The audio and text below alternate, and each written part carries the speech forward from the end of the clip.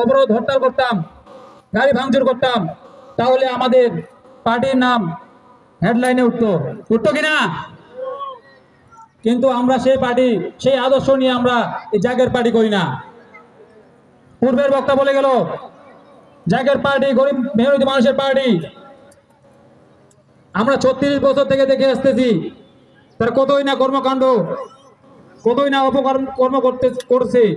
তাই আমরা 1971 সাল দেখেছি, 2024 আমরা 1971 সালে স্বাধীনতা পেয়েছি, 24-এ স্বাধীনতা পেয়েছি, কিন্তু আমরা স্বাধীনতার স্বাদ পেয়েছি?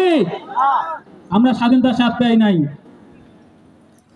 আমরা যে বাক স্বাধীনতার কথা পাওয়ার অধিকার ছিল, সেই বাক স্বাধীনতা আমরা অর্জন করতে পারি নাই। যে ভয় আমাদের 71-এর পরে ছিল, 71-এর আগে ছিল, 24-এর আগে ছিল, সেই ভয় আজকেও আমাদের আছে কিনা? আমরা ভয়ে ভয়ে কথা বলতে পারি না এখনো, তাই আমরা স্বাধীনতা এখনো পাই নাই। এই স্বাধীনতা অর্জন করতে হলে, এই স্বাধীনতা বাক স্বাধীনতা পাইতে হলে অবশ্যই নির্বাচনের মাধ্যমে কলঙ্ক মুক্ত নেতার প্রয়োজন আছে কিনা?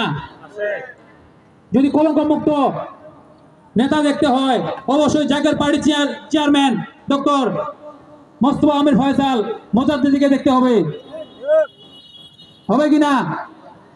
যার দেহে, যার শরীরে, যার কোথাও কলঙ্ক দাগ নেই। তাই আমাদের বিনীত অনুরোধ, যদি আমরা 300 আসনে নির্বাচন করি, আপনারা গোলাপ ফুলে ভোট দিবেন। আগের নির্বাচনে আমরা অনেক করছি, তাই আমাদের দেশ, গোটা বিশ্ব উন্নতির দিকে, তাই আমরাও চাই ভোট উন্নতি প্রযুক্তির মাধ্যমে হোক। চাই কি চাই না? উন্নত প্রযুক্তি একটাই শুধু, আমাদের senior vice chairman doctor Saim Amir Faisal বলছেন, যদি ব্লক চেঞ্জ পদ্ধতিতে নির্বাচন করা হয় তাহলেই সুষ্ঠু ভোট করা সম্ভব, না হলে কোনোদিন পশ্চিমকালেও সুষ্ঠু ভোট করা সম্ভব নয়। তাই আমরা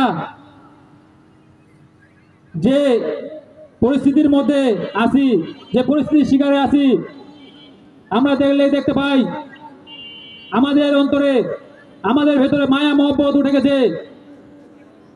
ছেলে বাপকে হত্যা করে, বাবা ছেলেকে হত্যা করে, ভাইয়ের সামনে বন ধর্ষণ হয়।